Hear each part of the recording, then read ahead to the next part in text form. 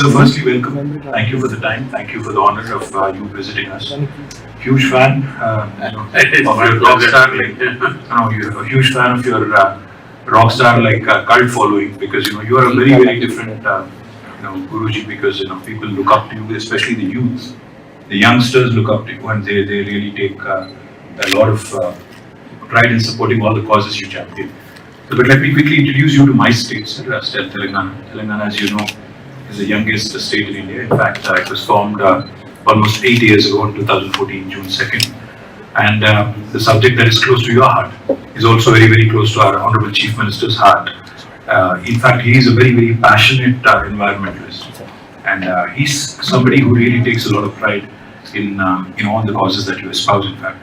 I don't think you've had a chance to interact with him directly, but he does talk quite a bit about you and your kind of work that you do. So one of the things we have done, which we take a lot of pride, is a program called Haritaharam. Now Haritaharam is the third largest effort in human history, where government of Telangana has taken it upon itself to plant nearly 230 crore saplings, almost 2.3 billion saplings. And so what we've also done to ensure the survival, because plantation by itself is not enough, planting by itself is not enough.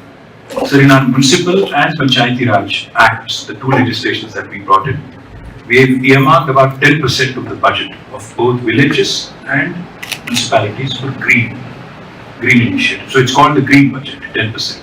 And the second thing we have done, sir, I think, which has brought in a lot of accountability, a lot of responsibility on the public representatives, is that if we do not ensure, if the concerned Sikh Panchayat Sarpanch or the local ward councillor does not ensure 85% of survival of the saplings that have been planted, he can be fired. His job can be removed from his job. He is an elected representative. Yes, but as per legislation, the elected representative has certain roles and responsibilities, and if he doesn't fulfill it, there is every reason why he should be removed. And we wanted to ensure that this green initiative is taken seriously.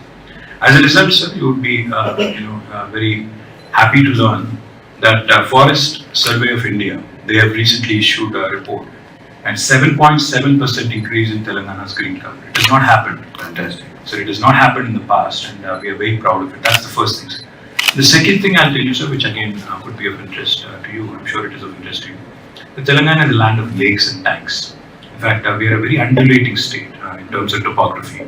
So, sir, we have 46,000 lakes and tanks.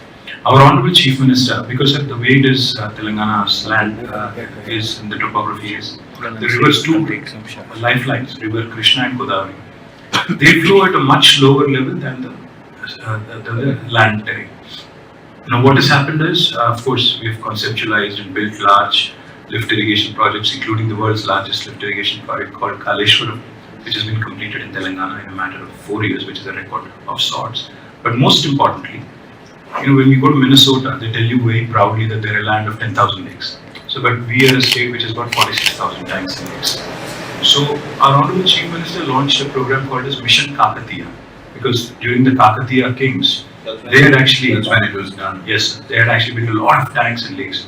So, under this program, we've revived, strengthened, and rejuvenated nearly 50% of the tanks, spending almost 22,000 crores rupees. Now, what this has done is, in a district like mine, for example, Sirsila, which is where I represent from, groundwater has come up by about 6 meters.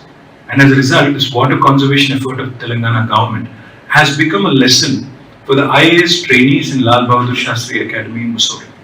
The water conservation in my district has become a interesting concept for them to learn, understand, and study.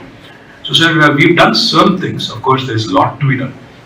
We've been also consciously trying to improve the soil health. In fact, our Chief Minister talks about soil health cards and how we need to reduce the usage of fertilizers and pesticides and ensure that soil is conserved and preserved. And more importantly, he also talks about intercropping and ensuring that we actually give soil room enough to breathe. So these are broadly some things I wanted to mention, but I would love to hear from you on your efforts for the last 30 years. Thank you once again. That's wonderful to hear, particularly the tree plantations, and similar efforts have been done in Tamil Nadu, just privately, not even involving the governments actually.